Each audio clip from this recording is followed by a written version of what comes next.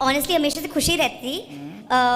मैं बहुत ज़्यादा स्मोक करती थी, दारू पीती थी, नॉनवेज खाती थी और मैं पुणे से हूँ। पूना? हाँ जी। ठीक है। और मैं राधे राधे महाराज जी के प्रिय भक्तों, हमारे चैनल में आपका बहुत बहुत स्वागत है। तो आज की प्रश्नोत्तरी में लाइव देखिए। यह लड़की महाराज जी को बता रही है, महाराज जी मैं पहले शराब भी पीती थी, सिगरेट भी पीती थी और मांस मछली सब कुछ खाती थी, और जब से मैंने आपकी कथा सुनी है ऐसा प्रभाव हुआ है कि मैंने ये सब कुछ छोड़ दिए और औरों को भी ज्ञान देती हूँ। तो महाराज जी उनसे कैसे बातें कर रहे हैं इस वीडियो के माध्यम से देखेंगे। वीडियो बहुत इंटरेस्टिंग होने वाला है, तो वीडियो को एंड तक ज़रूर देखें। अगर ऐसे ही महाराज जी की वीडियो देखना पसंद करते हैं तो हमारे चैनल को सब्सक्राइब करें। तो वीडियो स्टार्ट करते हैं। राधे राधे गुरुजी। राधे राधे। मैं बोलना चाहती हूँ सबसे पहले that you are the best, because मैं ऑनेस्टली हमेशा से खुशी रहती थी। मैं बहुत ज़्यादा स्मोक करती थी, दारू पीती थी, नॉनवेज खाती थी और मैं पुणे से हूँ। पूना? हाँ जी। ठीक है। और मैं आई थिंक 1-1.5 हफ्ते पहले भी आई थी। मैं जिस दिन यहाँ आई उसी दिन आप चले गए एंड मैं वापस चली गई थी पुणे 3 दिन पहले, और मुझे इतना अजीब लग रहा था वहाँ पे जाते ही। मैंने बोला I want to go back, you know, because मुझे गुरुजी से मिलने, मेरी मम्मी ने बोला तू पागल हो गई है। मैंने बोला it's okay, I want to गो।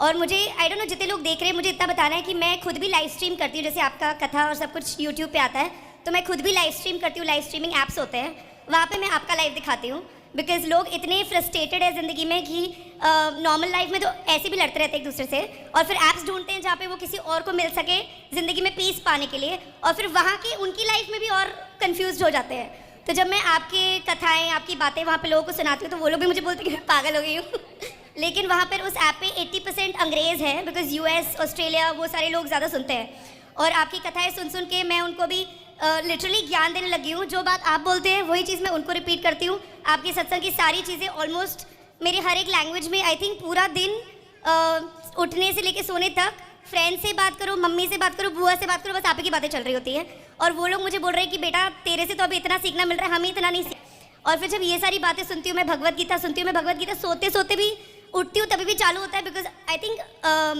18 घंटे का यूट्यूब पे है भगवत गीता, और वो सुनते सुनते मैं सो जाती हूँ, सुनते सुनते उठती हूँ, और आई थिंक मैंने उसको 6-7 बार सुन लिया है पूरा, और वो एज अ प्रैक्टिस ही हो गया है।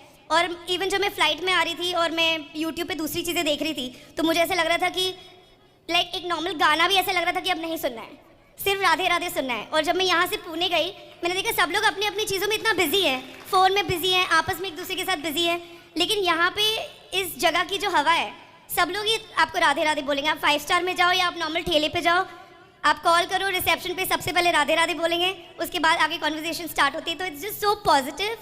आपकी बातें, जैसे आप बोलते हैं कि मम्मी नहीं बोलना चाहिए, पापा नहीं बोलना चाहिए, यू नो, मैया कहो, पापा मतलब पाप, तो मैं पिताश्री बोलने लगी हूँ मेरे डैड को, मतलब पिताश्री बोलने लगी हूँ डैड को। जब मैं डैड बोलती थी, ऑब्वियसली मैं डैड मेरे पिताश्री को बोलती हूँ कि आप सत्संग सुना करो, तो मुझे बोलते हैं तू सुन, हमें 10 साल और है सुनने के लिए। तो मैं यहाँ पर जब आई थी मेरे प्रीवियस ट्रिप पे, जस्ट 10 दिन पहले मैं आगरा में थी, और आपकी एक चीज़ मैंने कथा में सुनी थी उसी वक्त जब मैं आगरा में थी। आपने घी के बारे में बताया था कि एक भक्त भगवान को बोलता है कि ये घर मेरे लिए बनाओ, और उन्होंने बोला था कि ये घी लेके 3 परिक्रमा करो और वापस आओ, और फिर बोलता है अब बता तूने कितनी बार मुझे याद किया। तो उसने बोला मेरा तो पूरा ध्यान घी में लगा था तो मैं आपको याद नहीं कर पाया। तो वो उन्होंने बोला, भगवान ने बोला कि जो इंसान कर्म करते हुए भी मुझे याद रखता है, यू नो, वो इंसान मेरा सबसे बड़ा भक्त है।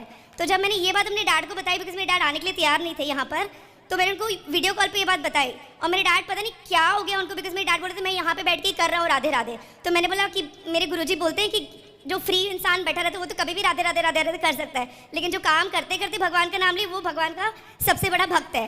तो मैंने उनको बोला आपको यहाँ आना है, और मेरे डैड लिटरली, मैं इतने आई एम 36 गुरुजी, और मैं इतने सालों में मैं जब भी मेरे डैड कुछ बोलती हूँ जवाब ना ही आता है, और मतलब सामने बैठ के कन्विंस करना जवाब ना आता है। और जब मैं वहाँ पे ये कहानी उनको सुनाई मेरे डैड को, और मेरे डैड इतने ज़िद्दी, वो इंसान ने बोल दिया मैं कल सुबह ट्रेन लेके आ रहा हूँ, और वो यहाँ थे, और हम लोगों ने सब जगह साथ में दर्शन किया, सब कुछ किया।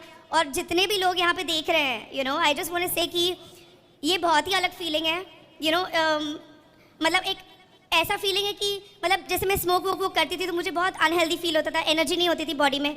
अब कुछ ना करने के बाद भी मन नहीं करता, मैंने तुलसी की माला लगा ली है। और अब मेरा ऐसे कभी कभी ये थॉट भी आता है ना कि ये करना है, मुझे ये फूकना है या मुझे पीना है, तो मुझे ऐसा लगता है कुछ है यहाँ पे जिसने मुझे रोक के रखा है कि नहीं तो नहीं करेगी। और मैं अपने फ्रेंड्स लोग को भी ये बोलती हूँ कि दो चीज़ें हैं जो तुम्हारे साथ लड़ती रहती हैं। एक जो तुम्हारी बुराई है जो तुम्हें ऐसे करने पे मजबूर करती है, और एक तुम्हारी अच्छाई है। अब तुम देखो, तुम अगर अपनी बुराई से भी नहीं मतलब अगर हार सकते, जो तुम्हारी बुराई है, जैसे तुमको बोलते कि इतना ठंडा मौसम है, इतनी ज़बरदस्त हवा आ रही है, एक सुट्टा और एक चाय तो पी लेते हैं लेकिन फिर जैसे ये फीलिंग मुझे बहुत बार आती थी। और यहाँ पर भी जब मैं आई था लाइक मौसम इतना ज़बरदस्त है, मैं नीचे आई थी कुछ सामान लेने, मैंने बोला कोई नहीं देख रहा है, एक सुट्टा तो मार ही लेती हूँ। फिर उसके बाद पता नहीं क्या फीलिंग आया, लेकिन मैंने बोला जो मुझे रोक रहा था, क्योंकि मैंने स्मोकिंग छोड़ी थी पहले, बट फिर से मैं वापस स्टार्ट कर देती थी, फिर छोड़ती थी, फिर स्टार्ट करती थी। लेकिन इस बार आई थिंक 3 महीने से no smoking, no drinking, no non veg. Indians को तो छोड़, मैं गोरों को भी ज्ञान देने लग गई हूँ अब।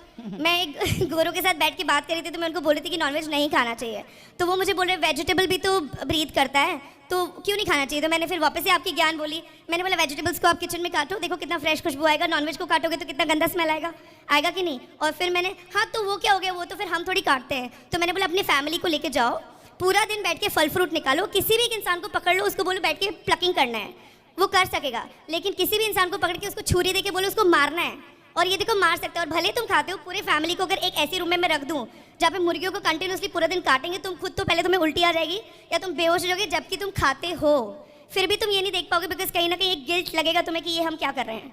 तो वो सिर्फ अपने आप को कन्विंस कर लेते हैं कि काटने वाला तो कोई और है, हम देख नहीं रहे हैं तो कोई प्रॉब्लम नहीं है। लेकिन जब ये खुद बैठ के देखेंगे तो उनको रियलाइज हुआ कि ये कितना पेनफुल है और ये नहीं करना चाहिए।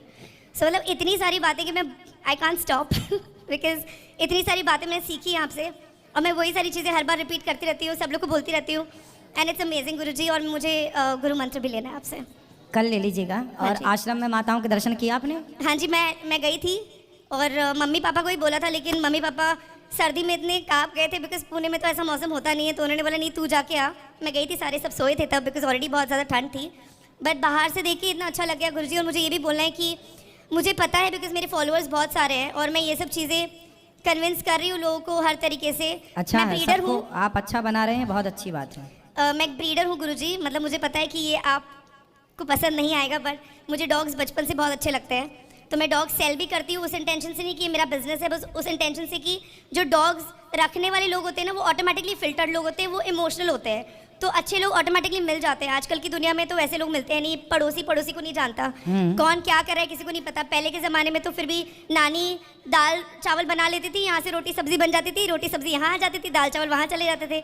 लेकिन यहाँ पे तो आजकल कुछ भी नहीं होता है, तो डॉग्स वाले जो लोग होते हैं ऑटोमेटिकली फिल्टर्ड होते हैं, तो अच्छे होते हैं। बट मुझे ये चीज़ करना है कि जो आपने बोला था छोटी गाय जो हम रख सकते हैं घर में, अगर मुझे कोई कांटेक्ट मिल जाए जो वो सेल करते, तो मैं वो प्रमोट करना चाहती हूँ। अगर मुझे कोई आके बोलेगा कि मुझे एक डॉगी लेना है, मैं उनको बोलूँगी आप एक गाय ले लो और आई वुडंट माइंड।